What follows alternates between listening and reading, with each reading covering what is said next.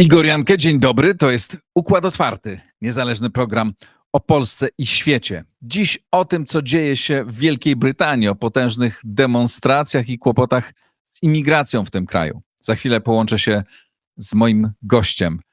Bardzo dziękuję wszystkim patronom. To bardzo ważne, że Państwo wspieracie Układ Otwarty, bo dzięki Wam ten program jest i pozostaje niezależny od wszystkich. Bardzo serdecznie zapraszam do dołączenia do tego grona. Pod nagraniem możecie znaleźć link do mojego profilu w patronite.pl i tam możecie dołączyć do grona patronów i stać się współtwórcami tego programu. Tyle zapowiedzi, łączę się z gościem. A oto mecenasi Układu Otwartego. Oanda TMS Brokers, dom maklerski oferujący możliwość inwestycji w instrumenty z całego świata, w tym fundusze ETF, a także oprocentowanie wolnych środków na rachunku. Kliknij link w opisie. Rosnące koszty IT hamują rozwój Twojej firmy?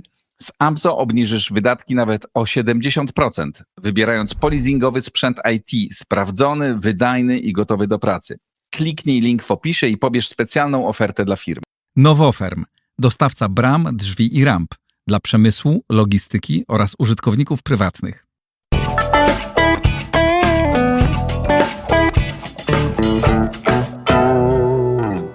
Przemysław Biskup, Polski Instytut Spraw Międzynarodowych, znawca spraw brytyjskich. Dzień dobry, Przemku. Dzień dobry, Igorze.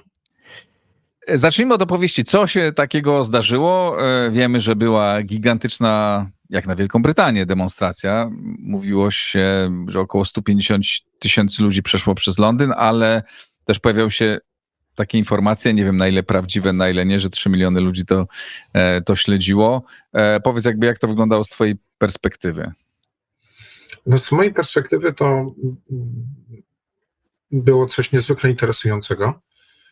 Myślę przede wszystkim z uwagi na osobę organizatora. W Wielkiej Brytanii do niedawna bardzo dużą rolę w takim organizacji, nazwijmy to, życia politycznego odgrywały jednak siły, które miały taki przymiot zasługujących na szacunek. Tak? W angielsku jest takie słowo respectability.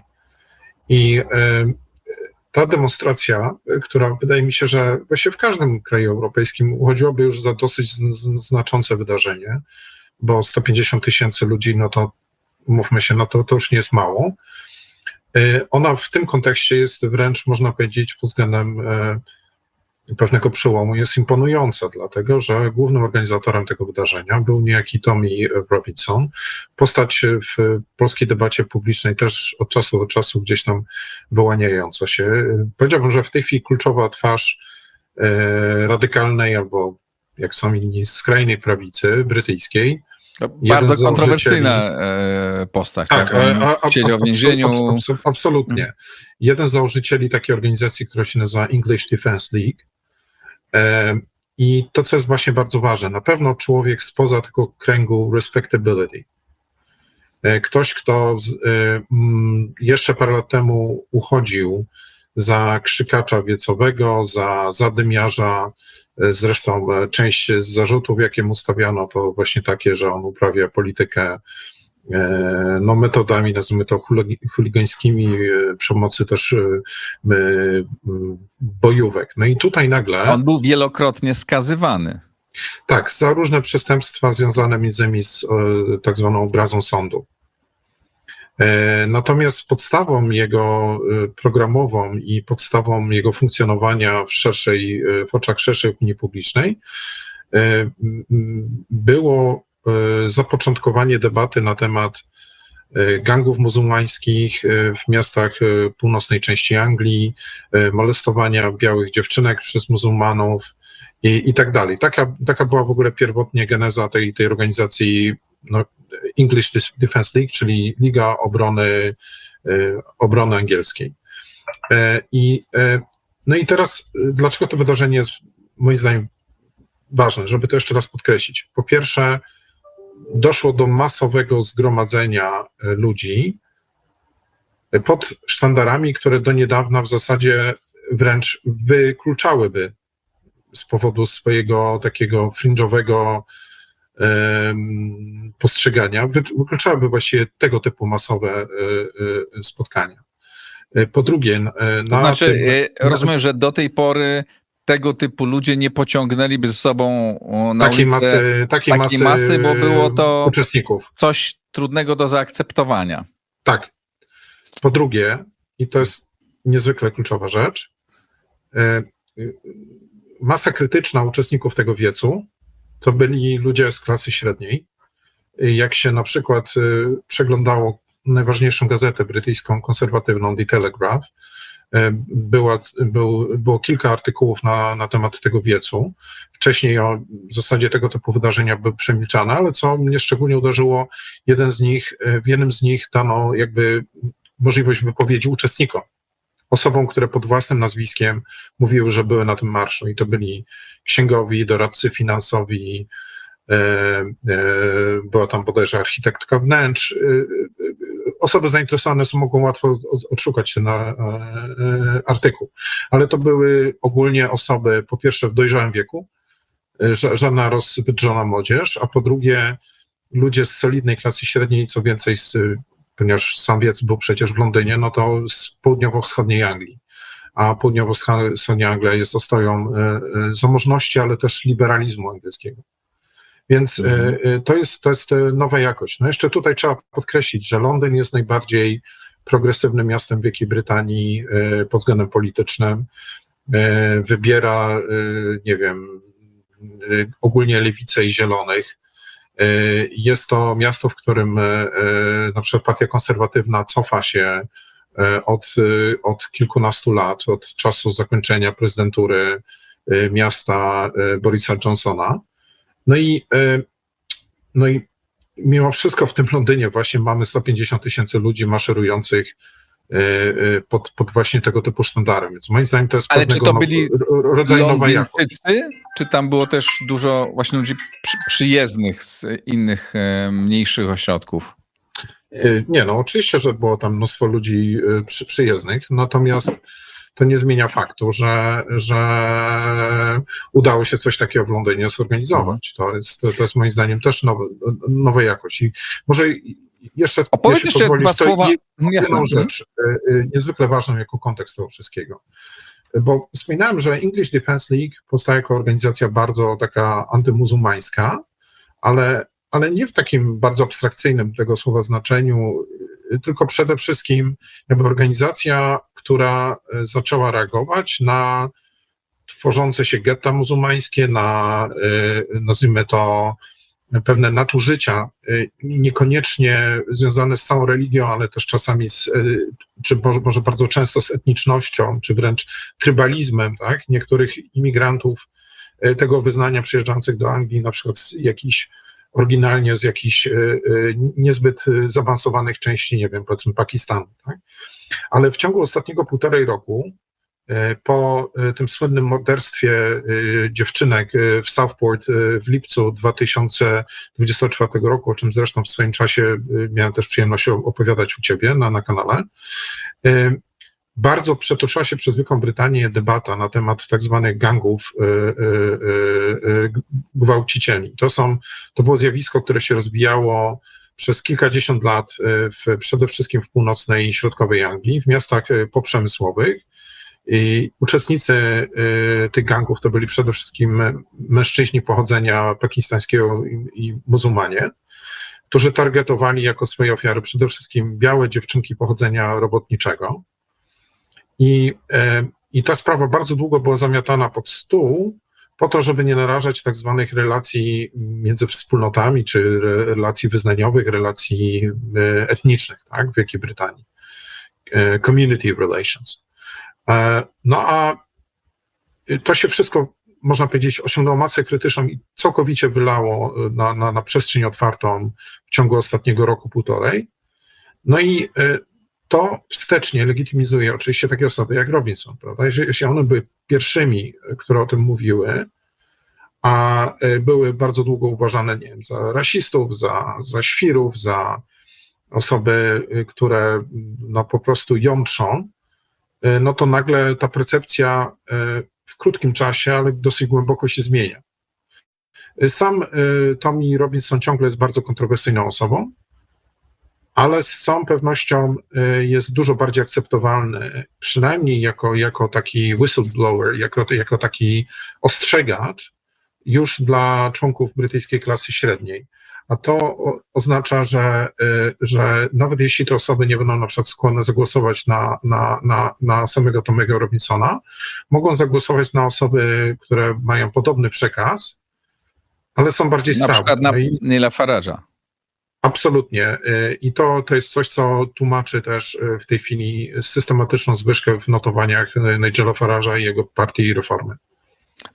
O aspekcie politycznym i o konsekwencjach politycznych tego porozmawiamy jeszcze w dalszej części, ale chciałem jeszcze porozmawiać o tym, co się dzieje tak naprawdę w Wielkiej Brytanii. Na ile mamy do czynienia z silną zmianą postaw społecznych i na ile ten problem jest realny, a na ile on jest kreowany przez też fejkowe konta, czy przez fejkowe przekazy w social mediach, bo dużo na ten temat też do nas dociera informacji. Nie wiem, które z nich są bardziej prawdziwe, które nie, na ile wiemy o tym, że z jednej strony może istnieć problem, ale też z drugiej strony wiemy o tym, że ten problem może być wyolbrzymiany przez puszczanie pojedynczych obrazków, filmów. Mamy też z tym u nas do czynienia, prawda, że jeden obrazek z jakiegoś jednego zachowania jest bardzo silnie dystrybuowany i przez swoją siłę obrazu jakby zdobywa popularność i buduje się takie przekonanie, że to jest powszechne zjawisko, a tymczasem to się zdarzyło, ale to było jednorazowe, prawda, albo jakieś tam marginalne. Więc podsumowując moje przedługie pytanie, jak jest naprawdę, tak? Na ile ten problem z imigrantami, znaczy na ile Brytyjczycy mają problem z imigrantami, a na ile po prostu imigranci są obecni w życiu Wielkiej Brytanii i nie stanowią problemu? No ja bym powiedział, że częściowo sam sobie odpowiedziałeś na to pytanie. Zgodnie z formułą, że kawa nie wyklucza herbaty. To znaczy są wszystkie te elementy, o których ty mówiłeś, ale z drugiej strony moim zdaniem jesteśmy w takim momencie, kiedy zgodnie z takim znanym powiedzeniem, w jaki sposób się bankrutuje, no odpowiedź na to jest taka, że najpierw po trochu, a potem nagle. No i my jesteśmy w tym momencie tej infleksji, kiedy po trochu przestaje działać i zaczyna się ta faza nagle. Innymi słowy, jest mnóstwo zjawisk, które się rozwijały stopniowo od dłuższego czasu, ale one teraz osiągają masę krytyczną i to przynajmniej kilka ważnych z tych zjawisk dokładnie w tym samym mniej więcej momencie. I to jakie to zjawiska? To z kolei wytwarza nową sytuację jakościową, tak? Gdzie zmiana ilościowa zaczyna powodować zmianę jakościową.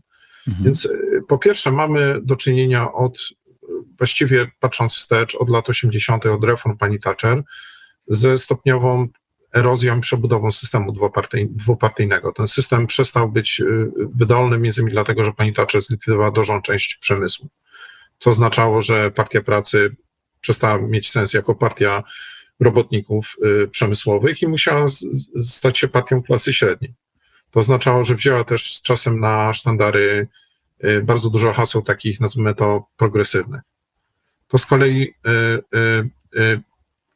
tu występuje częściowo korelacja, częściowo koincydencja. To spowodowało, że Wielka Brytania pod rządami Tonego Blaira we wczesnych latach 2000 zasadniczo zmieniła politykę imigracyjną. Do tego momentu, bo jak słusznie zauważyłeś, osoby pochodzenia nieeuropejskiego w tej chwili, można powiedzieć, są tak oczywistą częścią społeczeństwa brytyjskiego, że nawet partia populistycznej prawicy, partia Reform, Nigela Farage'a, mówi o tym, że Wielka Brytania na pewno pozostanie społeczeństwem wielorasowym czy wieloetnicznym. To, o czym mówi Farage, to jest to, że trzeba natomiast podjąć politykę i podjąć nawet być może radykalne i surowe działania, które wymuszą powrót do jednokulturowości. To znaczy teoria wielokulturowości wprowadzona w latach 90. ona się nie sprawdziła. I z dzisiejszej perspektywy ten eksperyment zapoczątkowany przez Blaira przyniósł duży stopień gettoizacji takiej oddolnej, dobrowolnej, mamy do czynienia z różnymi patologiami w związku z tym. Na przykład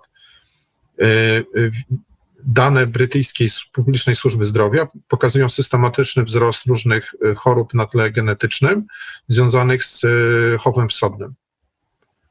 To zjawisko wprost daje się powiązać ze zjawiskiem tak zwanych cousin marriages, czyli małżeństw w ramach bliskiej rodziny, w pewnych wspólnotach etnicznych z pochodzenia bliskowschodniego oraz południowoazjatyckiego. Tak?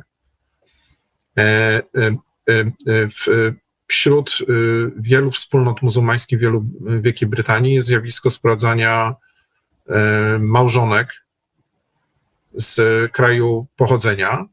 Te osoby w punkcie startu bardzo często nie mówią po angielsku i są następnie izolowane, zniechęcane do nauki języka angielskiego. Mamy do czynienia z ogromnym wzrostem legalnej imigracji. Ona od czasu Blaira wzrosła z mniej więcej 50 000 osób rocznie, powiedzmy 50 do 100 000, tak, w tych widełkach, do poziomu mniej więcej 200-300 000 rocznie. Ten wzrost zakumulowany po kilkunastu latach już był dużym problemem i jedną z podstawowych przyczyn Brexitu. Ale w pierwszych latach rządów Borisa Johnsona przez 3 lata mieliśmy do czynienia z taką liberalizacją polityki imigracyjnej, legalnej, że mieliśmy po mniej więcej 1 000 000 osób rocznie przez 3 lata. Więc w takim kraju jak Wielka Brytania, który ma 60 parę milionów, jest to już zjawisko, no mimo wszystko, bardzo dostrzegalne.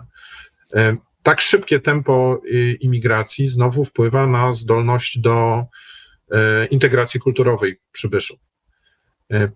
To zjawisko ghettoizacji z kolei sprzyja nie tylko segregacji pewnej geograficznej ludności, ale w ramach tej segregacji również umożliwia funkcjonowanie ludziom, którzy w ogóle nie muszą na obecnym etapie uczyć się języka angielskiego, bo wszystko załatwiają jakby w kręgu swoich krajan czy pobratymców.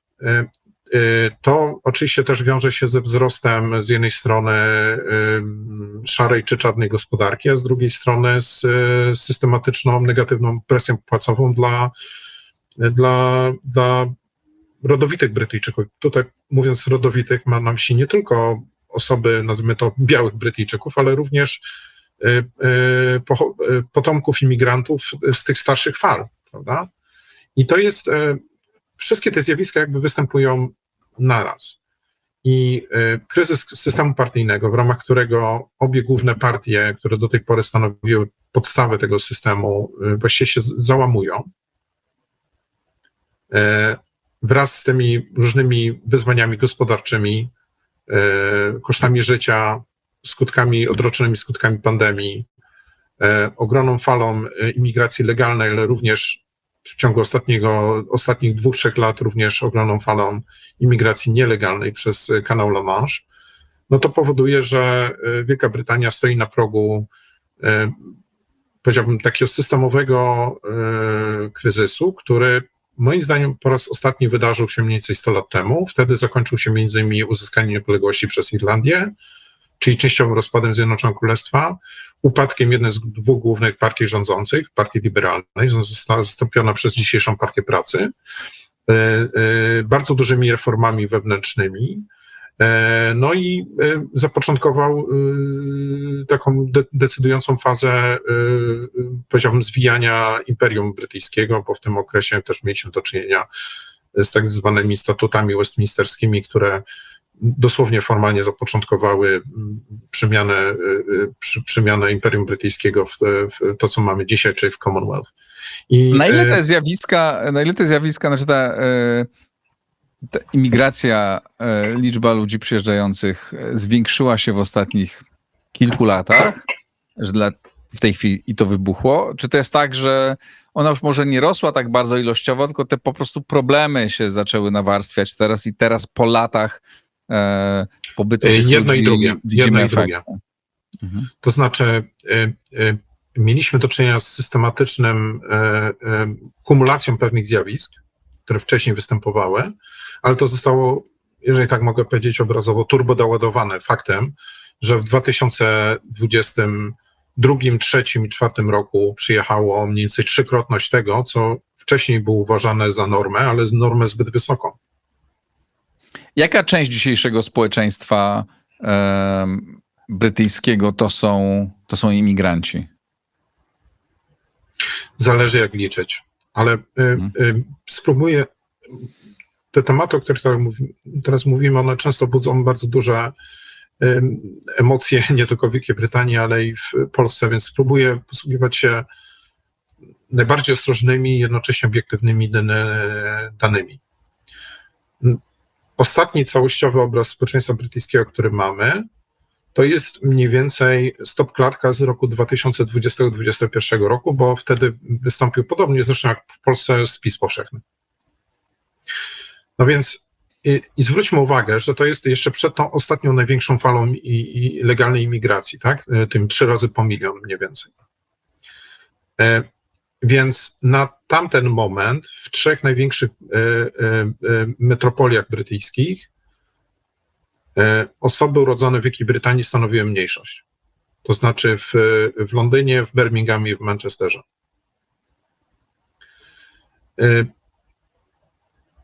Biali Brytyjczycy stanowią mniej więcej 40% ludności Londynu. Mhm.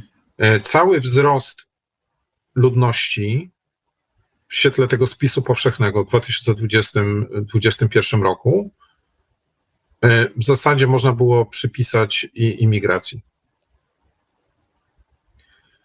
Już nie pamiętam, jaki jest w tej chwili odsetek osób pochodzenia imigranckiego w całej populacji brytyjskiej, ale musimy mieć świadomość, że on będzie w najbliższym czasie się dramatycznie zwiększał z prostego powodu. Boomerzy, prawda, to że z powodów czysto biologiczno-demograficznych dożywają swojego życia, to są osoby już w zaawansowanym wieku, przynajmniej 70-latkowie. To jest, podobnie jak w Polsce, jedno z największych pokoleń w ogóle w całej historii Wielkiej Brytanii. I to jest jeszcze w ogromnej większości, nazwijmy to grupa rdzennie brytyjska i rdzennie biała. Natomiast jak te osoby odejdą, no to proporcje się zmienią, bo w zasadzie w każdej młodszej kohorcie wiekowej systematycznie im jest młodsza, tym bardziej zwiększa się udział osób, które mają pochodzenie imigranckie. Jeszcze może jedna obrazowa dana z tego spisu powszechnego. Mianowicie co 4. dziecko w Wielkiej Brytanii ma przynajmniej jednego rodzica urodzonego poza Wielką Brytanią. Co 4. 4. dziecko rodzące się w tej chwili w Wielkiej Brytanii. Niesamowite. To rzeczywiście dane są robiące ogromne wrażenie. A na ile to się przekłada na poziom życia, na jakość życia, na bezpieczeństwo? Znaczy, jakie są te problemy, które, rozumiem, pewnie niewielka część tych imigrantów, no bo pewnie duża część ich stara się normalnie funkcjonować i Wielka Brytania zawsze była państwem, które z racji swojej historii miało wielu ludzi, wielu przybyszów z różnych części świata, ale na ile to dzisiaj, w czym najbardziej przeciętny Brytyjczyk mieszkający w Londynie, w Manchesterze, w Liverpool, gdziekolwiek odczuwa negatywne skutki tego?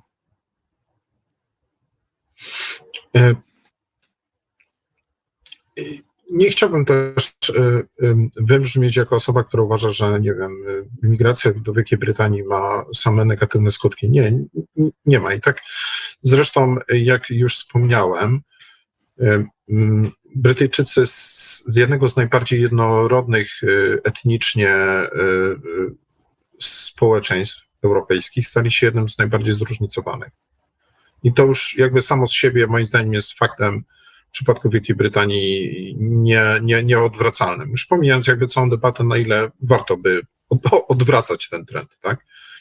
Natomiast jakby proporcje, które osiągnięto, są absolutnie, moim zdaniem, już tworzą trend, który jest nie do odwrócenia.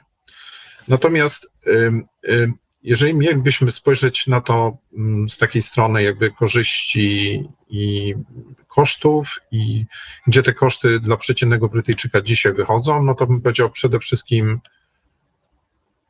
z jednej strony imigracja jest od czasów Tonego Blaira traktowana systemowo w modelu gospodarczym, zarówno przez wielki biznes, jak i przez dużą część aparatu państwa związanego z gospodarką, czyli na przykład, nie wiem, kadry zarządzające urzędniczo, tak, w tym takim stabilnym, wieloletnim cyklu ministerstwem na przykład finansów, jest uważana za jeden z podstawowych filarów modelu gospodarczego i źródło dostępu do taniej siły roboczej. I póki trzymamy się tego modelu, jest to oczywiście korzyść. Problem polega na tym, że to zdaniem wielu analityków gospodarczych z jednej strony konserwuje anachroniczny model, no a z drugiej strony mamy barierę społeczną w postaci tego kończącej się obecnie zdolności do akceptacji wzrastającego odsetka ludności pochodzenia imigranckiego. No bo możemy importować siłę roboczą z zagranicy, ale tutaj prędzej czy później jest też taki rodzaj bariery po prostu już nie ekonomicznej, ale społecznej, tak? Ta bariera pojawia się w przypadku Wielkiej Brytanii, już się moim zdaniem pojawiła, tym szybciej im mamy większy problem z usługami publicznymi, czyli dostępem do na przykład lekarza, z dostępem do sensownej szkoły, z mechanizmami awansu społecznego, takiego wypracowanego. I w Wielkiej Brytanii, chociaż tam jest to bardzo rynkowa kwestia, mamy również dostęp, ta część rynku jest po prostu wykoślawiona, mamy dostęp do mieszkalnictwa. I ta sytuacja imigracyjna w ostatnich 2-3 latach rodzi już sytuacje takie naprawdę, powiedziałbym, chyba ocierające się o patologię. No bo zwróćmy uwagę, państwo brytyjskie ma obowiązek kwaterowania osób, które złożą wniosek o azyl w Wielkiej Brytanii bez względu na szansę rozpatrzenia tego azylu. Odkąd rozpoczęły się na masową skalę przeprawy przez kanał La Manche, to jest wzrastający problem taki logistyczny. Rząd brytyjski w pewnym momencie zaczął te osoby lokować w hotelach, ale lokowanie ludzi przez dłuższy czas w hotelach jest oczywiście bardzo kosztowne, więc zaczął tworzyć takie miejsca zamieszkania na bazie po prostu domów zdejmowanych z rynku mieszkaniowego. Jeżeli przeciętny Brytyjczyk miał wcześniej problemy z wynajmem mieszkania albo kupnem pierwszego domu, no to teraz ma wszystkie te same problemy, plus konkurencję ze strony państwa, które to państwo płaci właścicielom takich domów stałe stawki i z ich punktu widzenia jako wynajmujących, tak, no to jest bardzo dobry interes. Największy przedsiębiorca wynajmujący takie domy i hotele jest wręcz, już nie pamiętam jego nazwiska, ale to jest dosyć znana osoba. No, w ostatnim roku zarobił na tym £1 miliard i to jest osoba znana jako właśnie znana właśnie z tego powodu. Więc no to są zupełnie realne problemy, tak?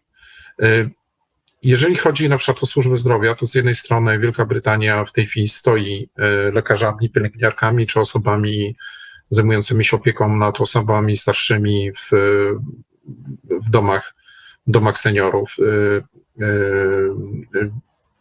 Stoi tą importowaną siłą roboczą, ale z drugiej strony widzimy, że ogromna część tych ludzi, którzy przyjeżdżają objąć takie prace, przywozi ze sobą bardzo wielu członków rodzin. Mhm. Więc jeżeli chodzi jeśli pamięć mnie nie myli, to mniej więcej to jest mniej więcej 3-4 osoby, te dodatkowe, które często nie pracują, no to jedną osobę, która pracuje, tak? Mhm. Więc no, to są naprawdę poważne wyzwania. A na ile to się przekłada na realny problem z bezpieczeństwem w miastach? No, mamy do czynienia już od dobrych paru lat, powiedziałbym, że mniej więcej dekady, z problemem tak zwanych nożowników. I to jest problem bardzo mocno osadzony nazwijmy to, w kulturach etnicznych. Co to znaczy? Co to są nożownicy? No, Rozumiem, że używają noża. Głównie młodzież Mhm. z pewnych grup etnicznych, która chętnie używa noża i do prowadzenia dialogu społecznego. Ale Mamy do czynienia... Jak powszechne, domyślam się, o co chodzi, tylko na ile powszechne to jest zjawisko, na ile to są pojedyncze wypadki, a na ile to jest coś takiego, że no nie wiem, różne legendy krążą na ten temat, że w Londynie czy w innych miastach wieczorem jest ryzykowne przemieszczanie się. Znaczy, to jest trochę jak z tą sytuacją, którą mieliśmy ostatnio z dronami, tak? Mhm. To było tylko 20 dronów, nie kilkaset jak na Ukrainie co noc, no ale już te kilka dronów uświadomiło nam, powiedzmy, wyzwania z zakresu organizacji obrony w Polsce, tak? Mhm. Więc jeśli mówimy o sile oddziaływania takich sytuacji na percepcję bezpieczeństwa w Wielkiej Brytanii, no to wystarczy pewna liczba nagłośnionych, z dobrych powodów nagłośnionych, nie na zasadzie fejkowym, przypadków. No pamiętajmy, że mieliśmy... Pozwolę sobie odwołać się w tej chwili nawet nie do takich zwykłych przestępstw tego typu, tylko wyłącznie do tych głośnych typu terrorystycznego. Mieliśmy 2 ataki nożowników w ciągu ostatnich paru lat w okolicach Parlamentu Brytyjskiego. Mieliśmy zabójstwo żołnierza parę lat temu wychodzącego z koszar przez faceta z maczetą. Więc jakby jednocześnie możliwość regulacji dostępu do noży w przeciwieństwie do dostępu do broni palnej jest, umówmy się, dosyć ograniczona. Zerowa. Chociaż ona w Wielkiej Brytanii na poziomie czysto legislacyjnym jest. Tak? Ale to nie zmienia faktu, że jakby dostęp do... A to znaczy co, nie można kupić, nie każdy może kupić nóż? Nie. Każdy może kupić, natomiast żeby nosić nóż lub ostrze powyżej pewnych rozmiarów, trzeba mieć jakby uzasadniony tytuł prawny. Mhm. Czyli na przykład, nie wiem, ogrodnik, który będzie miał maczetę w furgonetce i kiedy jedzie do pracy, prawda, nie wiem, powycinać jakieś krzaki, to jest to jakby uzasadniony tytuł prawny, ale gdyby chciał chodzić z tą maczetą po ulicy, no to już by się naraził na różne sankcje prawne. Ale też może powiedzmy, Przemku, jedną rzecz. Znaczy, to rozumiem, że to nie jest tak, jak czasami można usłyszeć w różnych przekazach takich social mediowych też u nas w Polsce, że wieczorem w Londynie nie można wyjść na ulicy, bo nożownicy biegają po ulicach, tak? Nie, absolutnie. Natomiast się takiego nie działo. Natomiast, żeby podważyć poczucie takiego komfortu, bezpieczeństwa, które wydaje mi się ciągle na przykład mamy w Polsce, to już wystarcza. Natomiast to zjawisko nożowników, ono nie działa w izolacji. Na przykład w tej chwili w Londynie czy w paru innych dużych miastach absolutnie powszechną plagą są zuchwałe kradzieże telefonów, torebek, innych stosunkowo drobnych, noszonych na wierzchu, ale cennych aktywów, tak, które każdy z nas ma przy sobie codziennie, przez osoby, które podjeżdżają na elektrycznych rowerach albo elektrycznych skuterach, prawda? Wiadomo, te pojazdy się poruszają dosyć cicho, mają duże przyspieszenie, można podjechać, wyrwać komuś telefon z ręki, odjechać i po prostu ta sprawa jest już wtedy praktycznie skuteczność działań policji jest zerowa na rzecz odzyskania takich dóbr. I to jest zjawisko już w tej chwili powszechne. Mhm. Ja się spotkałem z ostrzeżeniami na przykład w hotelach jeżdżących w Wielkiej Brytanii, że prosimy uważać, jak się trzyma telefon w ręku, żeby tam trzymać go świadomie, tak? Dobrze, jak ta cała historia, znaczy jak te wszystkie problemy mogą przełożyć się na brytyjską politykę? Widzimy od jakiegoś czasu, wspominałeś o tym, że Nigel Farage rośnie, jego popularność i jego ugrupowania bardzo rośnie. Pojawił się ten Tommy Robinson, postać bardzo kontrowersyjna, skazywana, no tak jak powiedziałeś, kiedyś był poza gronem ludzi, których można było akceptować publicznie, wśród przedstawicieli klasy średniej. Po pierwsze, czy ten Tommy Robinson jest postacią, która wchodzi do polityki i na ile to może wpłynąć na stabilność rządu Keira Starmera i jaka może być dynamika polityczna w najbliższym czasie w Wielkiej Brytanii? Jako taka informacja spinająca o to, o czym wcześniej mówiliśmy z odpowiedzią na twoje pytanie. Mniej więcej 1,5 do 2 lat temu, powiedzmy 2 lata temu, jak były robione badania na takim okresie przygotowawczym do wyborów, które były ostatecznie w lipcu 2024 roku, kwestie migracyjne były w pierwszej 5 najbardziej martwiących Brytyjczyków, tak? W trakcie kampanii wyborczej między majem a lipcem 2024 one podskoczyły do pierwszej 3, a dzisiaj są kwestią numer 1. Więc to pokazuje, jak bardzo zmienia się pewne środowisko, w którym działają politycy. Po drugie, warto zauważyć, że już w ostatnich wyborach parlamentarnych konserwatyści ponieśli ogromną klęskę, nie tylko w sensie mandatów, bo tam stracili, o ile dobrze pamiętam, mniej więcej co 3., co 4 zatrzymali tylko między co 3. a co 4 mandat swój, który mieli wcześniej, czyli stracili mniej więcej, powiedzmy, 2/3 do 3/4 mandatów, ale przede wszystkim stracili ogromną liczbę głosów, a również, jak się okazało w międzyczasie, niemałą część bazy członkowskiej, to znaczy partia konserwatywna w ciągu mniej więcej 2 lat spadła być może nawet do poniżej połowy stanu wyjściowego, jeżeli chodzi o kadry. Mogłoby się wydawać, że w związku z tym lejborzyści, którzy wygrali ostatnie wybory, uzyskując 62% mandatów w parlamencie, są w świetnym położeniu. No ale oni uzyskali te mandaty oparcie tylko o 34% głosów. To oznacza, że ogromna część posłów Partii Pracy, obecnych posłów Partii Pracy, to są ludzie, którzy mają aptekarskie większości w swoich okręgach wyborczych.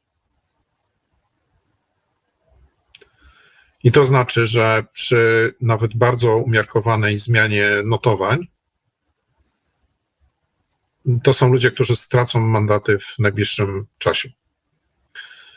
I już podczas tych wyborów zaznaczyły się też dwa kierunki ataku na partie establishmentowe. Partia Reformy, Farage'a, o której wspominaliśmy, i ona na przykład przejęła na tamtym etapie mniej więcej 1/4 wyborców konserwatystów z 2019 roku. W międzyczasie przejęła połowę z tego, co zostało. Ale ta partia zajęła również 2. miejsce w 98 okręgach, które obsadziła Partia Pracy.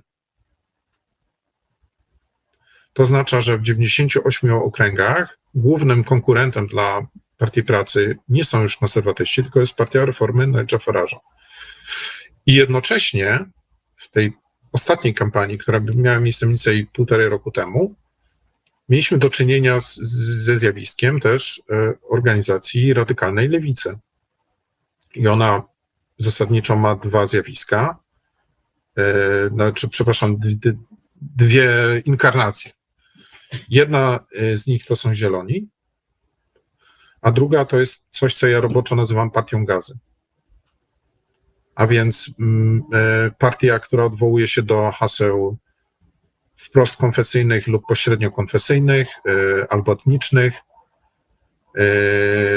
To są formalnie kandydaci niezależni, ale ci kandydaci niezależni w sumie uzyskali tyle mandatów, ile uzyskał Farage. Mają potencjał wzrostu do uwzględniając geografię wyborczą i system brytyjski, pamiętajmy, te getta etniczno-wyznaniowe, które się tworzą w wielu miastach angielskich, one w przełożeniu na jednomandatowe okręgi wyborcze dają po prostu możliwość docelowo, to zjawisko już się zaznaczyło, dają docelowo możliwość obsadzania takich okręgów wedle po prostu kryteriów takich konfesyjnych.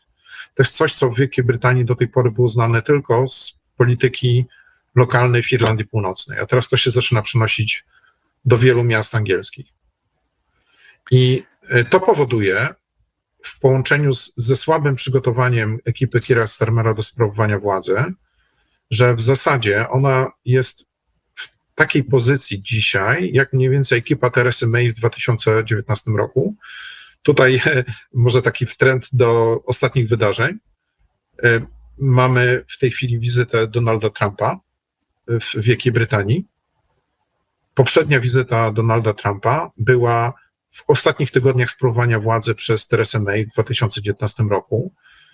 Ostatnio robiłem sobie taką prasówkę, porównywałem opisy prasowe. Powiem szczerze, że gdyby zamienić takie dane osobowe związane ze stanowiskiem premiera i nazwę partii rządzącej, to większość z tych artykułów można by spokojnie z 2019 roku użyć do opisu sytuacji dzisiaj albo dzisiejszych w tamtej sytuacji. To jest całkowicie analogiczne.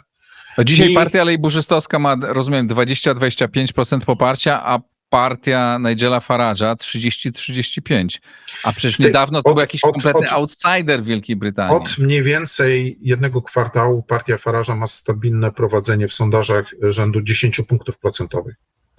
Ponad tak, lejburzystami. I w tej chwili partia Farage'a ma również poparcie większe lub równe połączonemu poparciu lejburzystów i konserwatystów. Tak.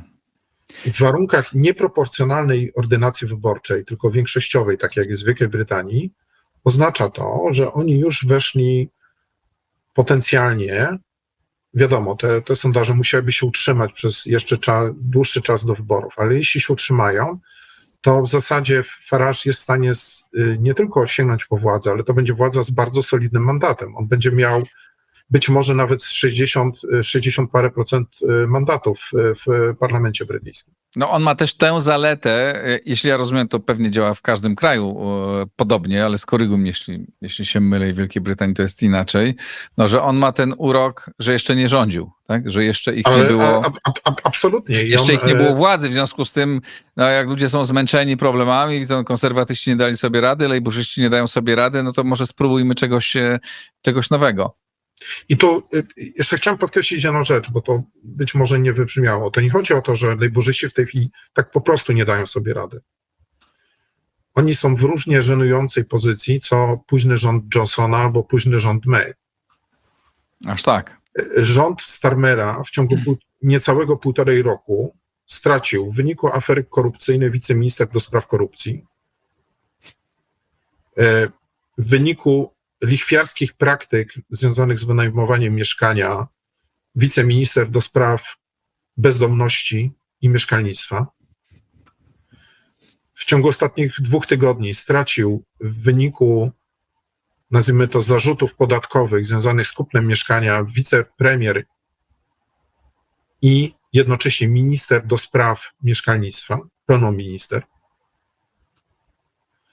Stracił w wyniku zarzutów o bliskie kontakty ze znanym pedofilem i finansistą, ale takim, no, nazwijmy to, wątpliwej reputacji, Jeffreyem Epsteinem, ambasadora w Wielkiej Brytanii, ambasadora brytyjskiego w Stanach Zjednoczonych, Lorda Mandelsona, a ponieważ premier bardzo niejasno tłumaczył się co do okoliczności w ogóle nominacji tego człowieka na ambasadora, w tej chwili jesteśmy już w takiej fazie, w jakiej był późny Johnson, kiedy problemem nie jest już samo to bazowo, co on zrobił, pamiętamy to. W przypadku Johnsona była kwestia paru spotkań, tak, towarzyskich w okresie pandemii, tylko zarzuty już są znacznie poważniejsze, bo one dotyczą kłamania wobec parlamentu. Jeśli to zostanie udowodnione Starmerowi, że skłamał w swoich oświadczeniach przed parlamentem, że wiedział zbyt mało o tej kwestii powiązań Mandelsona z Epsteinem, to w zasadzie wymusza jego dymisję. O.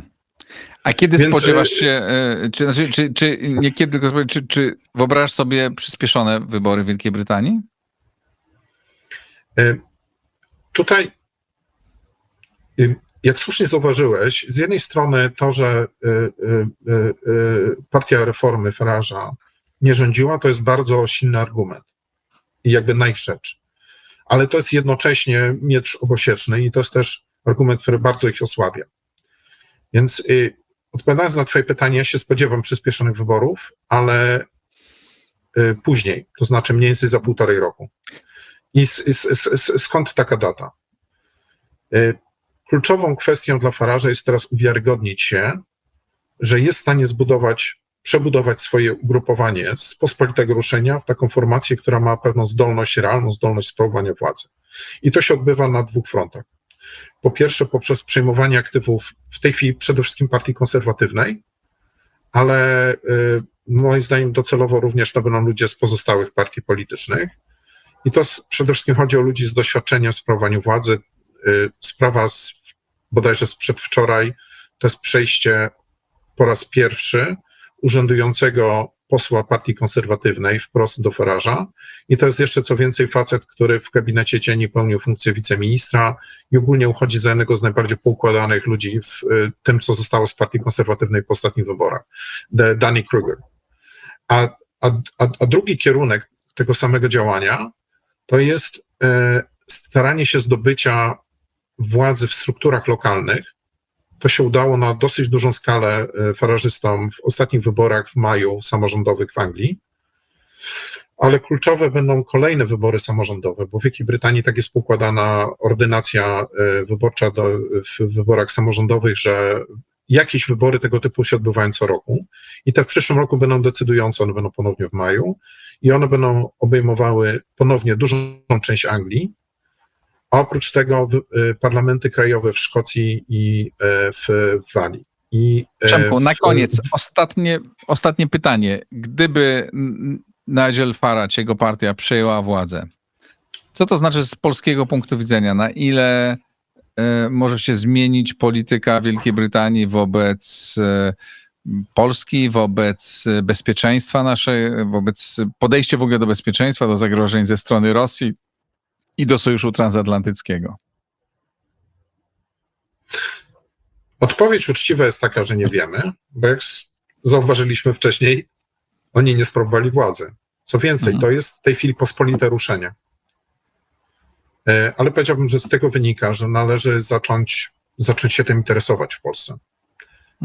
Zacząć jakby dyplomatycznie prace przygotowawcze, żeby nie było tak, jak na przykład było historycznie z ekipą Trumpa, że Trump został wybrany po raz pierwszy na prezydenta i było bardzo mało kontaktów nawiązanych zawczasu z tą ekipą. Ale druga rzecz jest taka, że i tu z kolei uważam, że to jest jakiś taki względny pozytyw, to znaczy to, że Farage może nie jest ortodoksyjnie proukraiński, antyrosyjski, ale na szczęście to nie jest też AfD czy Zjednoczenie Narodowe francuskie, to znaczy tutaj te apetyty prorosyjskości są zdecydowanie słabsze niż we Francji czy w Niemczech. Natomiast co z tego wyniknie, moim zdaniem, w tej chwili jesteśmy w takiej sytuacji, że to jest rozgrzane żelazo, które należy w tej chwili kuć. To bardzo ważny wniosek z tego i z naszej rozmowy, bo to mówimy o kraju, który jest bardzo ważny z punktu widzenia Polski. Należy się temu przyglądać i na pewno będziemy to robić i będę to robił w układzie otwartym. Mam nadzieję, że z Przemysławem Biskupem. Przemku, bardzo ci serdecznie dziękuję za tą rozmowę. Dziękuję za zaproszenie. To wszystko w tym programie. Ciekaw jestem Państwa komentarzy. Napiszcie. Wspierajcie Układ Otwarty na patronite.pl. Jeśli możecie, wejdźcie na mój profil na tym portalu. Znajdziecie adres, link do tego pod nagraniem. Dziękuję bardzo. To wszystko na dzisiaj. Do następnego razu.